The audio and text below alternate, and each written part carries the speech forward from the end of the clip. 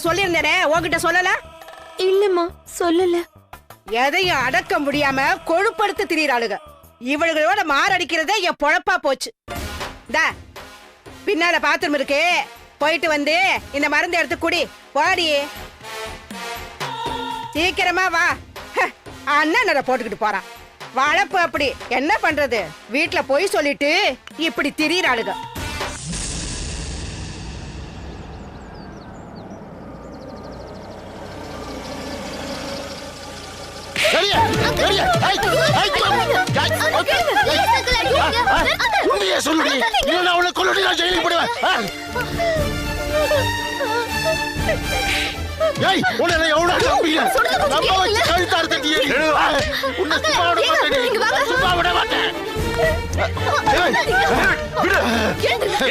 என்ன பண்ணிட்டு இருக்க? அவன மனுஷியா மாடா இப்படி போட்டு அடிச்சிட்டு இருக்க? அப்படி கேளுங்க, நானும் அப்பத்துல இருந்து அததான் சொல்லிட்டு இருக்கேன். இவளை போட்டு மிருக மாதிரி அடிச்சிட்டு இருக்காங்க. காலேஜுக்கு போற பொண்ண ஃப்ரெண்டு மாதிரி ட்ரீட் பண்ணு டேவிட். ஐயா, இந்த கேடுகட்ட கழுதைக்கு காலேஜ் வேண்டாம், எங்கேயாவது எக்ஸ்போர்ட் கம்பெனிக்கு வேலைக்கு அனுப்புறேன்னு சொன்ன. ஆனா நீங்க தான் காலேஜ்ல படிக்கட்டும் அப்படின்னு சொல்லி நீங்க உதவி பண்ணினீங்க. அதெல்லாம் விடு. ஆனா இந்த சிரிக்கி காலேஜ கட்டடிச்சிட்டு அவங்க சுத்தாயா. விடு சொல்றல. என்ன இது? இன்னும் பழைய காலத்திலே இருக்க? இது 21ஆம் நூற்றாண்டு. படிக்கிற வயசுல ஆம்பளைங்களும் பொம்பளைங்களும் ஒன்னா சேர்ந்து குரூப் ஸ்டடிஸ் பண்ற அளவுக்கு நாகரிகம் வளர்ந்து இருக்க. நீ என்னன்னா யாரோ ஒரு பையன் கூட சுத்துறான்னு பெரிய இஷ்யூவா சொல்லிட்டு இருக்க? ஐயா இல்லைங்க ஐயா, இது வேற மாதிரி பிரச்சனை. என்ன பிரச்சனை? இவங்க கிட்ட எல்லாம் சொல்லாத ஒரு விஷயத்த நான் இப்போ உங்ககிட்ட சொல்ல போறேன். இவன் யாரையா காதலிச்சு அவனால ஏமாந்து போய் இப்ப வயிற்ற ரொப்பிட்டு வந்து நிற்கிறாயா.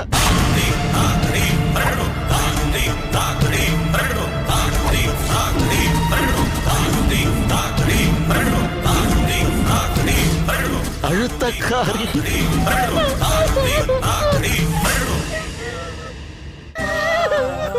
எவ்வளவோ அடிச்சு மிரட்டிலாம் கேட்டு பார்த்துட்டு எதுவுமே வாய திறந்து சொல்ல மாட்டேங்கிறாயா இவ. சொல்லு, அப்படிலாம் விட்டுற முடியுமா? யாரு ஜெனிஃபர் அது?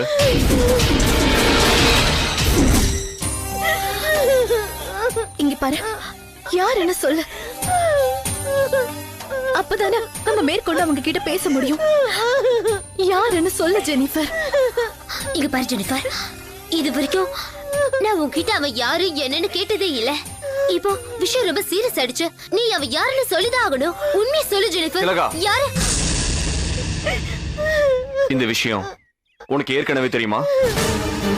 இல்லனா, இன்னைக்கு மார்னிங் தான் எனக்கு இந்த விஷயமே தெரியும். அதுவும் அவங்க லவ் பண்றாங்கன்றது மட்டும்தான் எனக்கு தெரியும். எனக்கு இந்த விஷயம் எதுவும் தெரியாதுண்ணா. சரி சரி, நீங்களே உள்ள போங்க. டேவிட், என் கூட வா. ரெணுகா, ஒரு விஷயம் இங்க வா. அழாத ஜெனிஃபர். அவகிட்ட நைஸா பேசி கேக்குறாங்களே அந்த பையன் யாரு என்னன்னு விசாரி. போ. ஜெனிஃபர், இங்க பாரு. திலகா குட்டி, இங்க வாமா. இங்க பாரு. நீ போய் அவ ஃப்ரெண்ட்ஸுக்கெல்லாம் ஃபோன் பண்ணி அவங்கள யாருக்காவது அவனை பத்தி டீடைல்ஸ் தெரியுதான்னு கொஞ்சம் ட்ரை பண்ண. ஓகே? சரிண்ணா. போ. வா டேவிட். இங்க பாரு, அவங்க எல்லாம் போயிட்டாங்க. யாருன்னு சொல்லு ப்ளீஸ் ஜெனிஃபர். என்கிட்ட சொல்லு. சொல்லு ஜெனிஃபர்.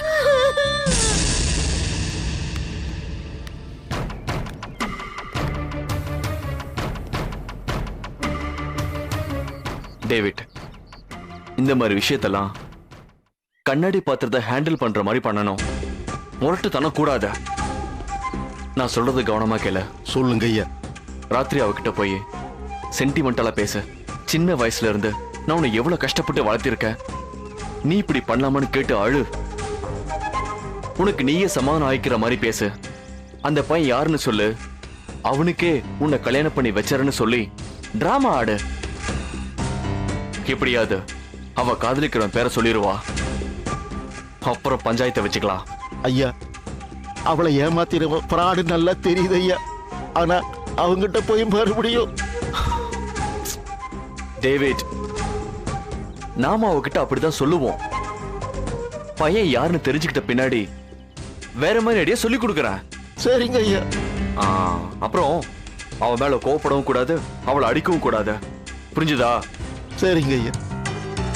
போ வரேங்க ஐயா. போ, நான் பாத்துக்கிறேன்.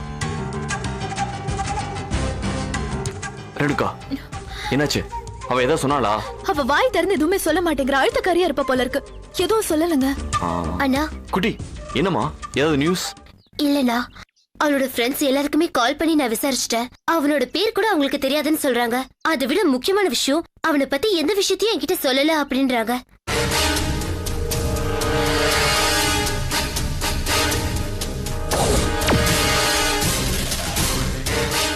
அப்போ அவளோட கர்ப்பத்துக்கு காரணம் யாரு?